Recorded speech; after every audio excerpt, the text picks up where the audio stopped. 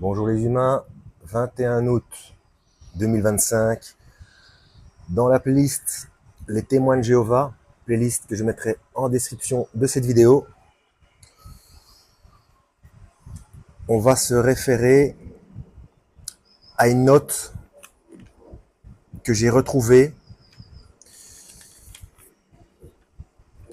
une liste de références que j'avais prises, je ne sais plus où, je ne sais plus quand. Voilà, j'avais noté tout ça et je viens de la retrouver dans tout un tas de documents là, parmi tout un tas de documents. Et ce sont des références sur lesquelles je vais m'appuyer pour voir ce qu'il en est des croyances et des convictions des témoins de Jéhovah. Et je vais utiliser leur Bible, la traduction du Monde Nouveau. On voit bien là? Leur propre Bible. Hein. Alors, le pourquoi de cette vidéo, j'ai, comme ça m'arrive de temps à autre, le week-end passé, j'ai croisé des témoins de Jéhovah dans la rue. J'ai expliqué la propagation du système de paiement par la main, comme expliqué en Apocalypse 13, versets 16 à 18, ou en Révélation, pour, en l'occurrence, leur terme à eux de ce livre, Révélation à plus exact. Je n'ai pas de souci avec ça. Et j'ai eu la réflexion, ah, mais vous prenez ça au pied de la lettre. Ce ne sont pas les premiers à qui j'en parle, et certains même, en montrant des preuves en vidéo, en montrant un document aussi, qu'ils refusent de prendre. Donc, une de mes questions est celle-ci. Que faites-vous avec les informations véridiques et prouvables qu'on vous donne? Puisque, bon, en même temps, c'est normal, hein, tout ce qui est apostasie, refus de la vérité, tout ça, c'est prévu dans la Bible. Hein.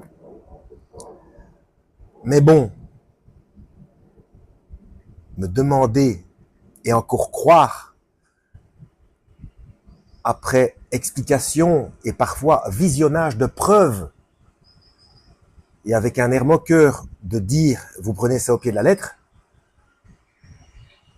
s'il vous plaît, vérifiez, comme Paul l'a dit. On vous dit. Bon, alors bien entendu, comme d'habitude, Père, pardonne-leur, ils ne savent pas ce qu'ils font, il faut prier pour eux. Parmi eux, il y a des agentures. Pour le terme agenture, allez voir ma playlist « Le gouvernement mondial de l'Antichrist ». Et s'il vous plaît, si vous êtes témoin de Jéhovah et que vous regardez cette vidéo, renseignez-vous sur l'historique de Charles Taze Russell, accessoirement sur, je crois que c'est Joseph Rutherford. Vérifiez vous-même. Allez voir ma playlist franc-maçonnerie. Et c'est pareil pour toutes les religions. Hein. Faut pas espérer, parce que c'est ça le problème qu'il y a avec les humains, c'est que quand on leur démontre des erreurs de leur religion, bon, il y en a qui réfutent, qui refusent de voir l'évidence pour une partie d'entre eux, mais la partie qui accepte de voir la vérité se dépêche de croire à la religion de la personne qui leur explique leur erreur et qui leur prouve leur erreur. Il ne faut pas changer de religion parce que dans l'autre religion se trouvent d'autres erreurs et peut-être parfois plus graves. Je le dis encore une fois, comme a dit le Seigneur, sortez du milieu d'elle, mon peuple. Bon, c'est parti. Donc je rappelle, j'utilise votre Bible. Hein. Si vous êtes témoin de Jéhovah et que vous regardez cette vidéo, la traduction du Monde Nouveau, c'est la vôtre. Hein. Alors Matthieu, chapitre 22, versets 43 à 45. Il leur demanda, alors pourquoi David l'appelle-t-il Seigneur quand il dit sous inspiration, Jéhovah a dit à mon Seigneur, assieds-toi à ma droite jusqu'à ce que je mette tes ennemis sous tes pieds. Si donc David l'appelle Seigneur, comment peut-il être son fils? C'est le Christ qui parle. Donc là, il est clair que David appelle Seigneur Dieu. Le Seigneur a dit à mon Seigneur. Donc Dieu a dit à mon Dieu. Donc Dieu a dit à son fils. D'accord? Donc le Christ est Dieu. Et si vous êtes témoin de Jéhovah, vous allez me dire, oui, mais c'est un autre Dieu que Dieu. C'est un petit Dieu avec un petit D. Comme cité dans Jean 1, verset 1. Ça porte un nom, ça. C'est du polythéisme. Et il n'y a qu'un seul Dieu. Alors, en l'occurrence, il faut comprendre la métaphysique de la chose. Allez voir ma playlist, la Trinité. Ensuite, Ésaïe chapitre 7, verset 14.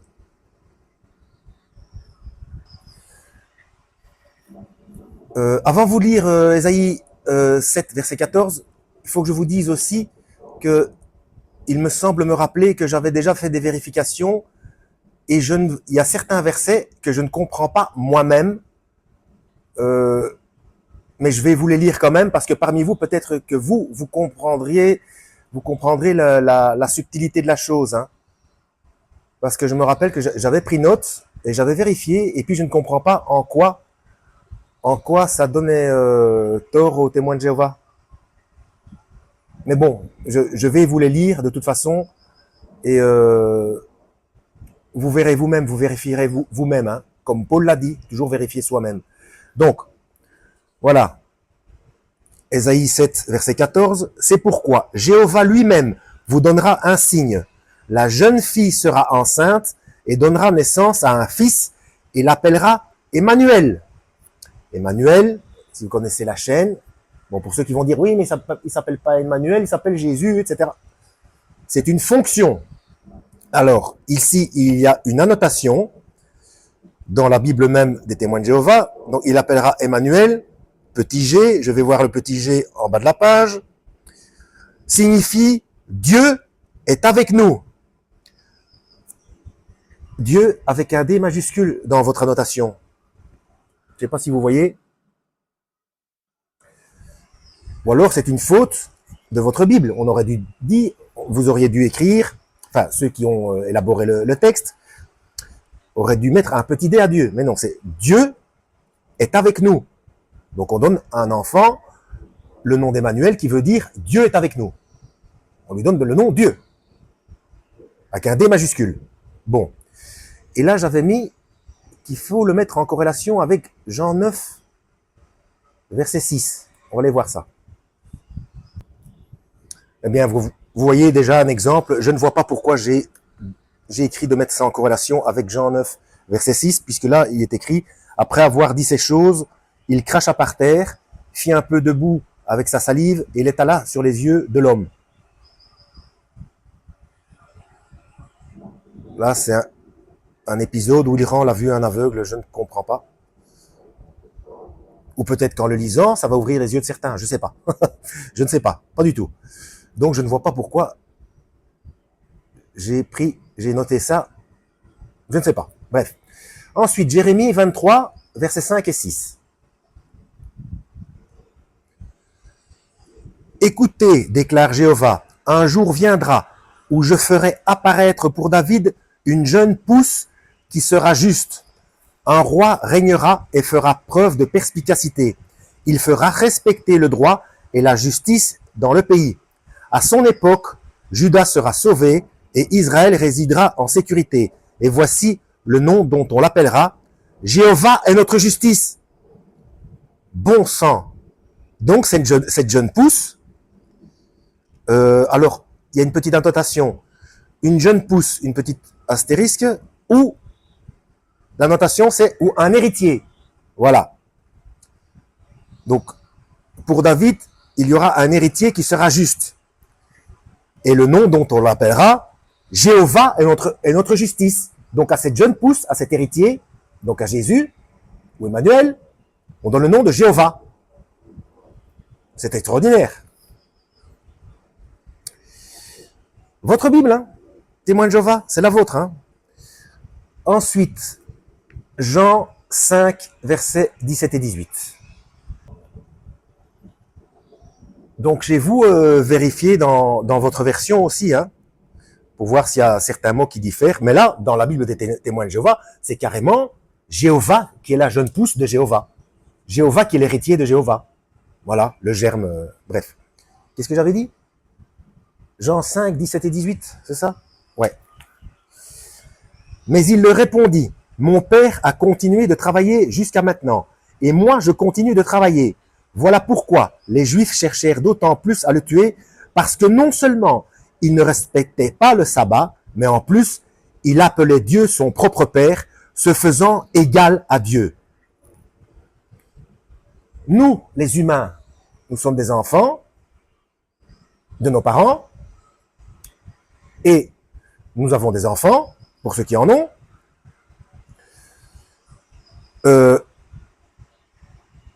On se dit enfant de nos parents, ce qui est normal, mais on ne se fait pas égal.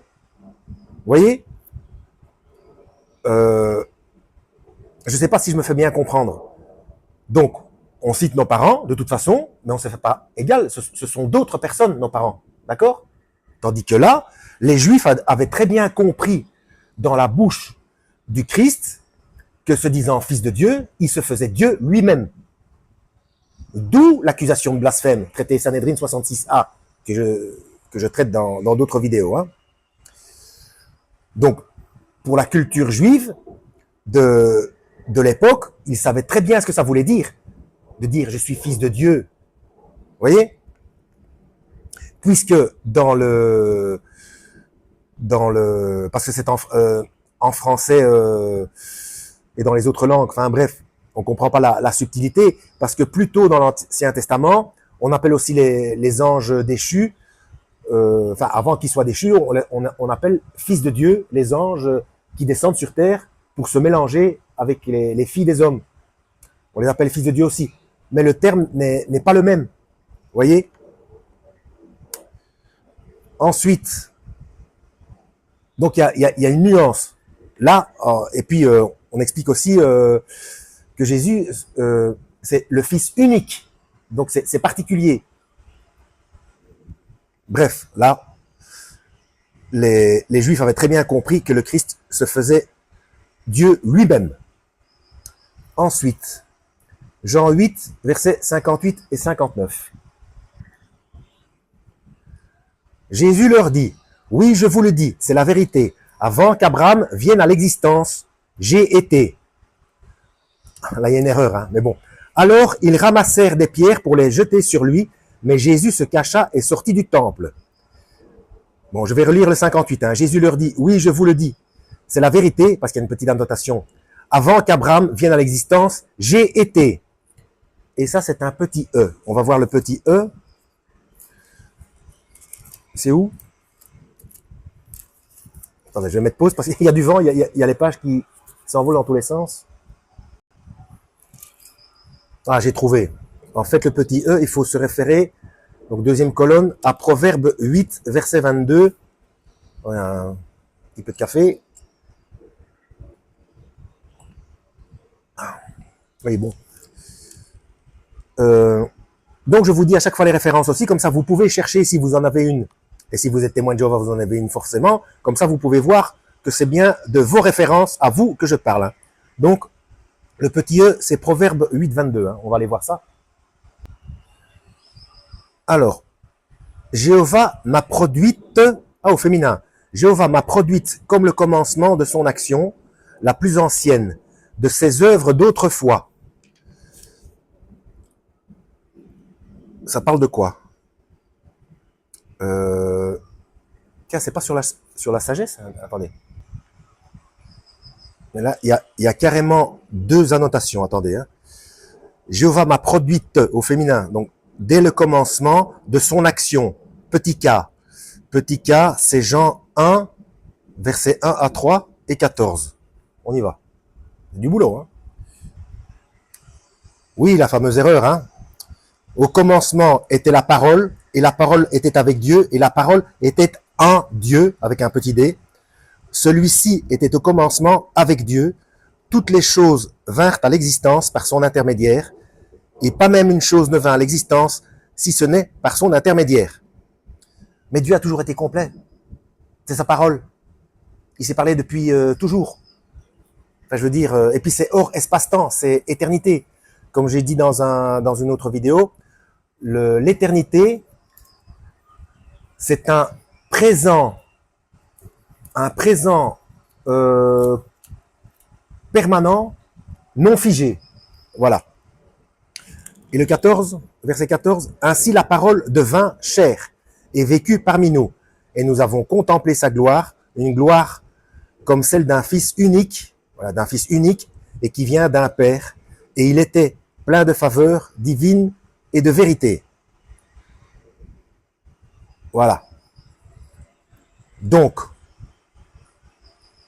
le fait que ce soit au féminin, c'est probablement pour dire parole, quoi. Donc, comme le commencement de son action, la plus ancienne de ses œuvres d'autrefois.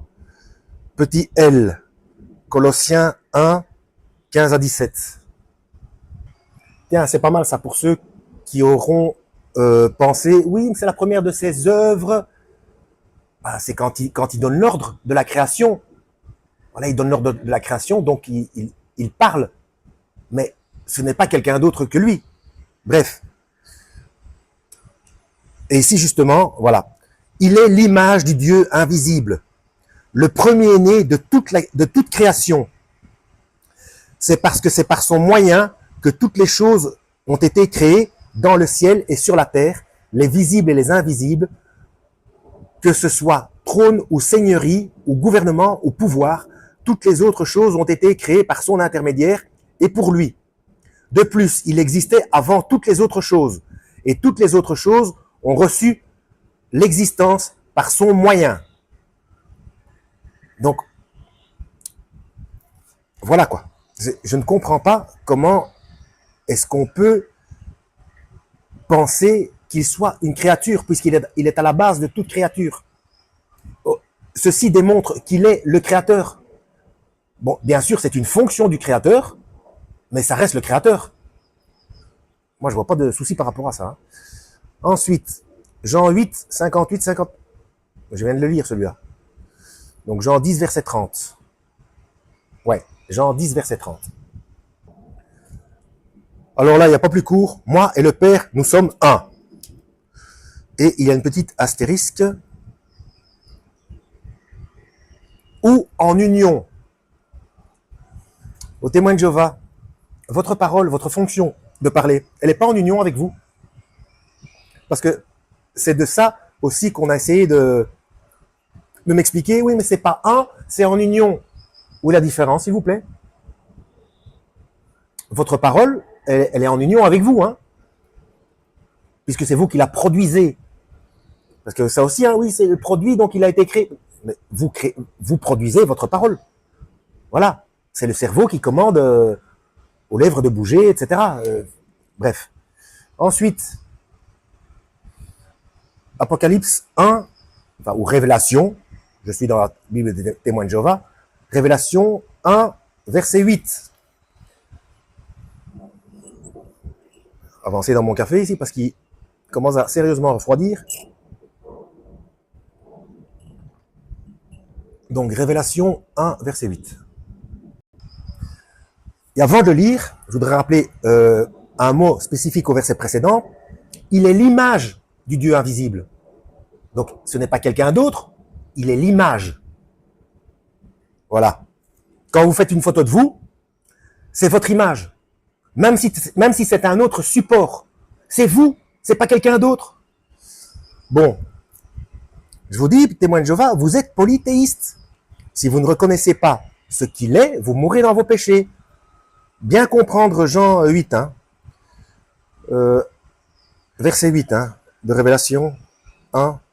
Je suis l'alpha, c'est le Christ qui parle. Je suis l'alpha et l'oméga, dit Jéhovah, Dieu, qui est qui était et qui vient, le Tout-Puissant. Alors ils ont mis encore une astérisque, où le A et le Z. Alpha est la première lettre de l'alphabet grec et Oméga la dernière. Oui, bon, ça c'est... Donc, et c'est révélation de Jésus-Christ que Dieu lui a donné. C'est lui qui dit ça. Voilà. Ensuite, Luc 2, verset 11. Attendez, une petite précision quand même. Une petite précision. Parce que c'est vrai que c'est le premier verset révélation de Jésus-Christ que Dieu lui a donné, etc. Et on pourrait dire, oui, mais là c'est Jéhovah qui s'exprime, c'est le Père lui-même.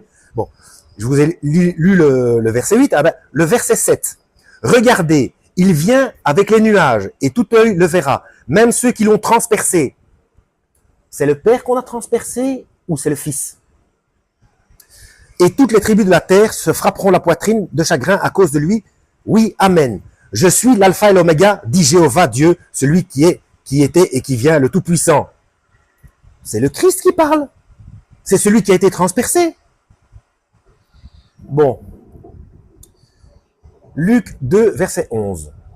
Je suis curieux de voir, hier, si vous avez vu ma vidéo de hier, j'ai été étonné en la revisionnant qu'il n'y avait aucun décalage de son.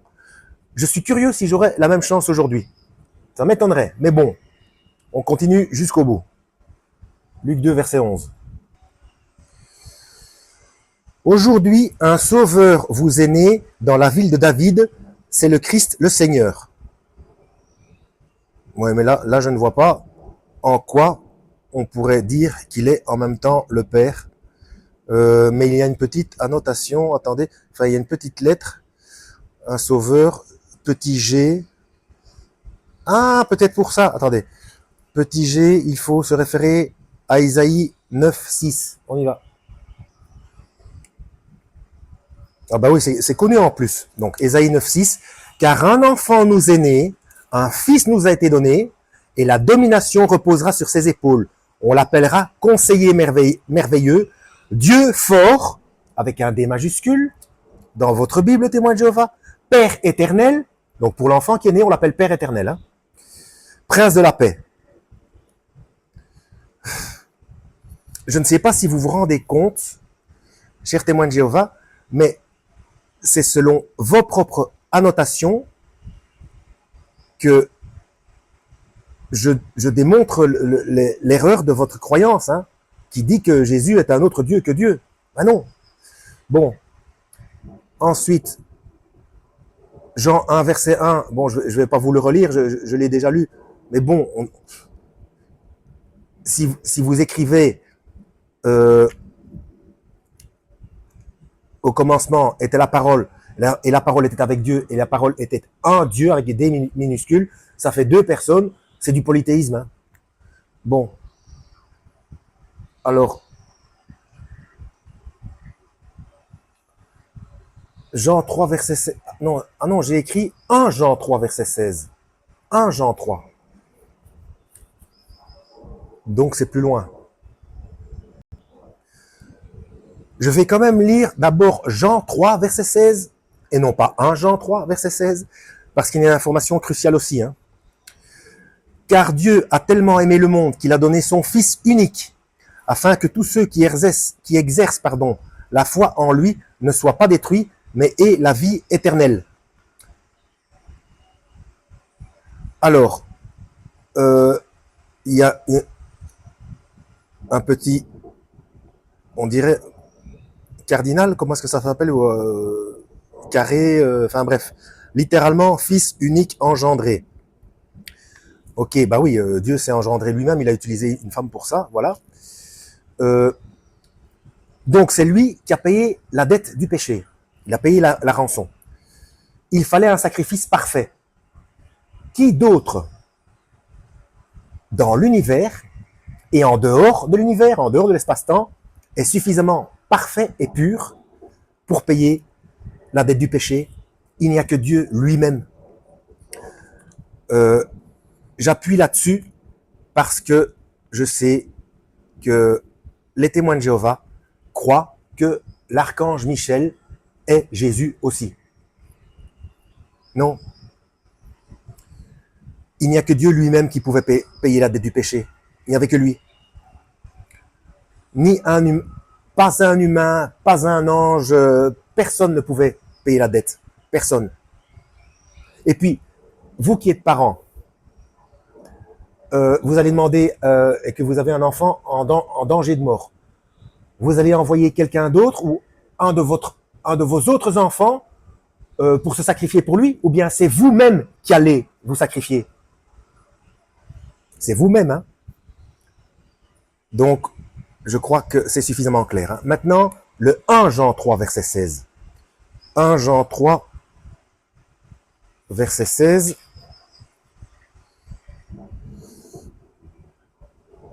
C'est là? Oui. Nous avons appris à connaître l'amour parce que Jésus-Christ a donné sa vie pour nous, et comme lui, nous sommes tenus de donner notre vie pour nos frères. Oui, mais je ne vois pas en quoi ça contredit ce que les témoins de Jéhovah croient ici. Ah, il y a une petite annotation. A donné sa vie. Une petite astérisque. Oh, qu'est-ce que c'est écrit petit? Ou âme. Ah, donc ça peut très bien. Nous avons appris à connaître l'amour parce que Jésus-Christ a donné son âme. D'accord, carrément. Bah oui, enfin, il a tout donné, quoi. Donc ça, au niveau métaphysique, il faut voir la différence entre corps, esprit et âme. Donc c'est encore pire. C'est encore pire quand on y réfléchit. Bon. Carrément donner son âme. Ensuite, 1 Jean 5, verset 20. 1 Jean 5, verset 20. Ça, c'est pas trop loin. Je vais pas mettre pause.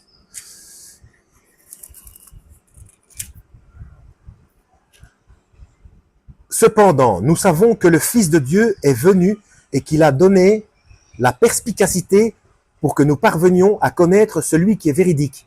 Et nous sommes en union avec celui qui est véridique par le moyen de son Fils Jésus-Christ. C'est lui le vrai Dieu et la vie éternelle. Là, c'est énorme. C'est énorme. Donc, et nous sommes en union avec celui qui est véridique par le moyen de son Fils Jésus-Christ. Donc Jésus-Christ, c'est lui le vrai Dieu, avec un D majuscule, et la vie éternelle. Vérifiez vous-même hein, dans votre Bible témoin de Jéhovah. Donc, qu'est-ce que vous voulez que je vous dise? Il y a un petit B là.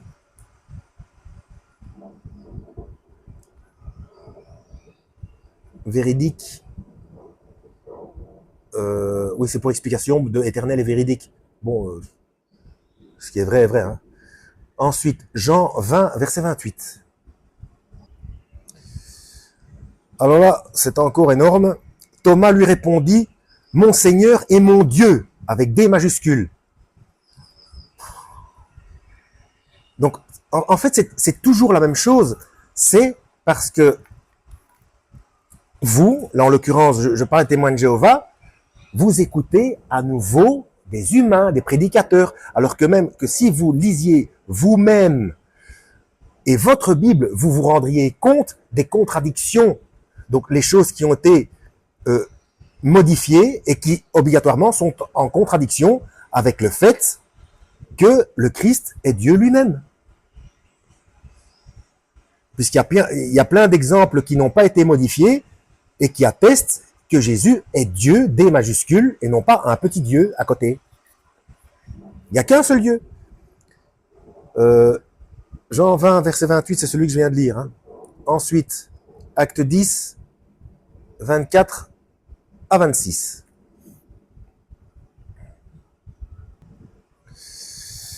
« 10, 24 à 26.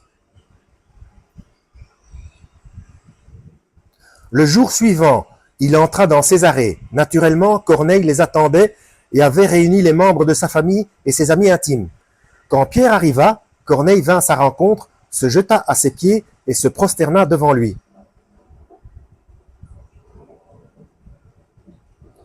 Ah, jusqu'à 26, pardon. Mais Pierre le releva en disant « Relève-toi, je ne suis qu'un homme, moi aussi. Donc, comme l'ange dans Révélation, ou Apocalypse, ou Découvrement, ou Dévoilement, comme vous voulez, l'ange lui-même interdit qu'on se prosterne devant lui, parce que il n'est pas Dieu. Donc, Pierre fait pareil, mais on sait très bien que le Christ, quand on se prosterne devant lui, il laisse faire. Donc, ce n'est pas un autre Dieu que Dieu. On ne se prosterne que devant Dieu. Donc là, c'est au niveau du contexte qu'on comprend parfaitement la chose. Acte 20, verset 28. Oh, j'espère qu'il n'y aura pas de décalage de son. Ça tourne? Ouais. Faites attention à vous-même et à tout le troupeau, parmi lequel l'Esprit Saint vous a établi responsable pour prendre soin de l'assemblée de Dieu, qu'il a acheté avec le sang de son propre Fils. C'est tout, un seul verset? Je ne sais pas pourquoi j'ai noté celui-là, parce qu'il n'y a rien de... Ouais, bon. Peut-être que parmi vous, il y a des gens qui vont avoir une illumination. Hein. Philippiens 2, versets 5 et 6.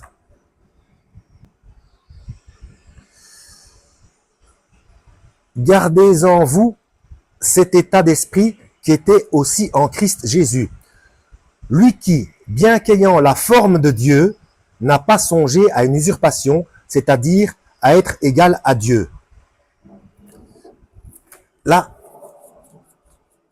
ça me laisse perplexe parce que c'est pareil dans d'autres...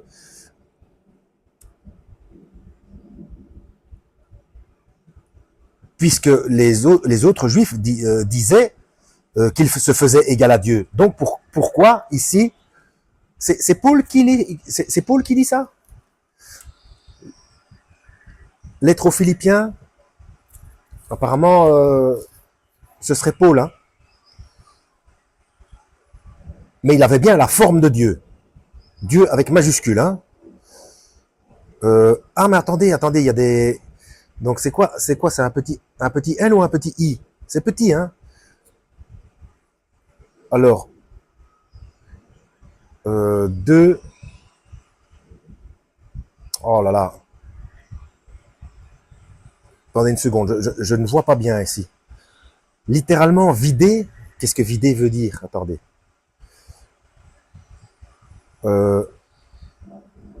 Et il apparut dans la ressemblance des hommes. Non, c'est pas ça, ça c'est le verset 7. Attendez, je me pose là parce que je comprends pas. Oui, eh bien, vous savez quoi? Ce sont mes notes qui sont incomplètes. J'ai indiqué Philippiens 2, versets 5 et 6, et j'aurais dû aller plus loin, parce que c'est là où on voit le problème. Alors, gardez-vous-en cet état d'esprit qui était aussi en Christ Jésus, lui qui, bien qu'ayant la forme de Dieu, n'a pas songé à une usurpation, c'est-à-dire à être égal à Dieu. Oui, il n'a pas songé à une usurpation, donc il ne pouvait pas s'usurper lui-même. Donc il n'a pas songé à une usurpation, c'est-à-dire à être égal à Dieu. Ça aurait été une faute de se faire égal à Dieu si on n'est pas Dieu. Vous voyez, c'est pas pareil. Hein. Et le pourquoi, vous allez dire, non mais tu racontes n'importe quoi. Attendez, le verset suivant. Au contraire, il s'est dépouillé lui-même. Il a pris la forme d'un esclave et il est devenu un humain. De plus, lorsqu'il est venu en tant qu'homme, il s'est humilié lui-même et il est devenu obéissant jusqu'à la mort, oui, la mort sur un poteau de supplice. Voilà. Donc, c'est plus clair comme ça. Hein. Et du coup, on comprend mieux les petites annotations. Donc, au contraire, il s'est dépouillé, littéralement vidé. Il s'est vidé. Lui-même, donc Dieu s'est vidé, et il a pris la forme d'un esclave, et il a apparu là, dans la ressemblance des hommes, donc littéralement, et il a apparu dans la ressemblance des hommes. Mais ça, celui qui a écrit la traduction du mot nouveau, il aurait pu mettre la forme littérale. Hein. Au lieu de mettre esclave, il aurait pu mettre dans la ressemblance des hommes. Hein. Parce que là, on comprend mieux qu'il s'est vidé. Donc, Dieu se vide et se met à la ressemblance des hommes. Et ensuite, de 8, littéralement, le verset 8, lorsque par sa manière d'être, il s'est trouvé comme un homme. Voilà. Donc Dieu s'est vidé, il s'est vidé et il est apparu dans la ressemblance des hommes. Donc ça veut bien dire qu'il s'est dissocié. Et maintenant, bon, c'est un petit peu tordu à comprendre, mais vous allez me dire où ça se trouve. Donc, sur les 3 versets là,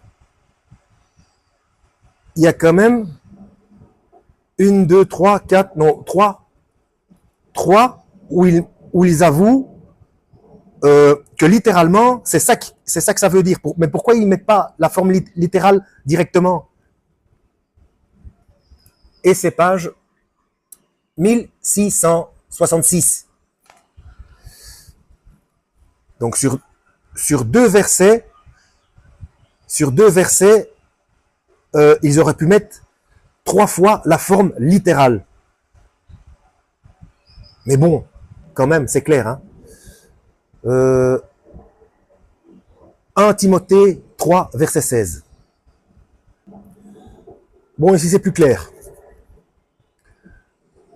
Oui, il faut avouer qu'il est grand le saint secret de l'attachement à Dieu.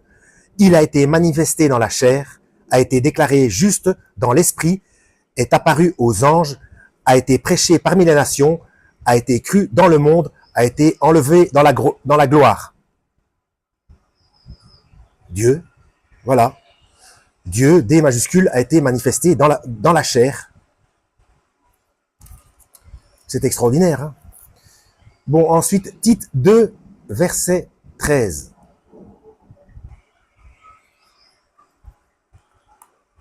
Voilà, toujours là. Hein. Tite 2, verset 13. Tout en attendant l'heureuse espérance et la manifestation glorieuse du grand Dieu, des majuscules, et de notre Sauveur Jésus-Christ. Bon, et le dernier, Hébreux 1, verset 8 à 10.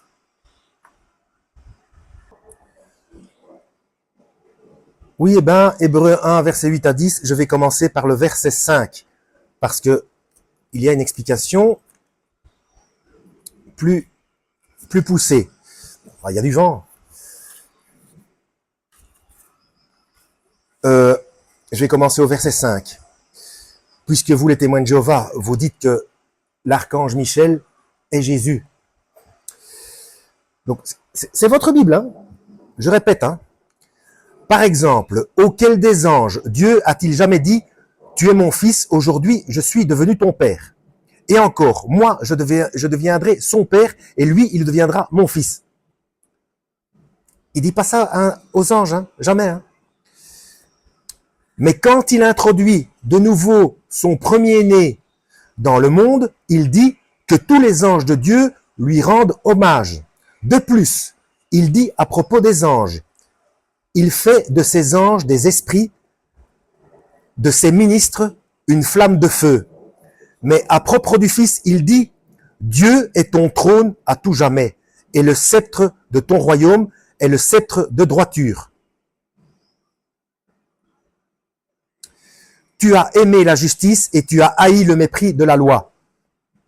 C'est pourquoi Dieu, ton Dieu t'a oint avec l'huile de joie, plus que tes compagnons, et au commencement, ô Seigneur, tu as posé les fondations de la terre, et les cieux sont les œuvres de tes mains. Donc c'est Dieu qui s'adresse à Jésus et qui lui dit tout ça. C'est pourquoi Dieu, ton Dieu, donc moi, je t'ai oint, et au commencement, ô Seigneur, donc Dieu appelle son fils ô Seigneur. Tu as posé les fondations sur la terre, et les œuvres sont les œuvres de tes mains. Donc, il dit que c'est le Christ qui est créateur. Voilà.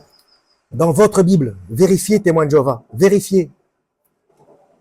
Donc, tous vos prédicateurs qui vous disent que c'est un autre Dieu, un petit Dieu, et que, non, non, c'est de la métaphysique. Allez voir ma playlist La Trinité. Si Dieu n'est pas capable de se dissocier, de mettre son image dans une chair humaine, il n'est pas omnipotent. Et s'il n'est pas omnipotent, il n'est pas Dieu. Voilà. Bon, j'espère que ça aura éclairci pour certains. 40 minutes, bon sang, oui. Bon courage, à la prochaine, lisez la Bible et que Yahweh vous guide.